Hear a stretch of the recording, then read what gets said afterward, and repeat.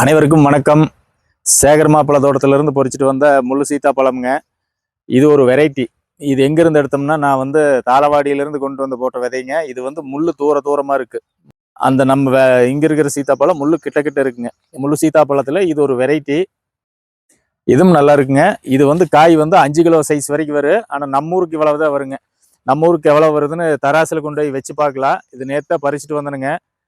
ஒரு 1.5 கிலோ ரேஞ்சுக்கு வரும்னு நினைக்கிறேன். முள்ளு சீத்தால நான் இது வரைக்கும் எடுத்ததுல 3 வெரைட்டி எடுத்துருக்கிறேன். இது ஒன்று, இதே மாதிரி நெருக்கமான முள் ஒன்று, இன்னொன்று இந்த கொம்பு மாதிரி வளைஞ்சு வர்ற மாதிரி ஒன்று. நம்ம கிளிமூக்கு மாங்காய் எப்படி அந்த மாதிரி நல்லாவே வளைஞ்சிருக்கு.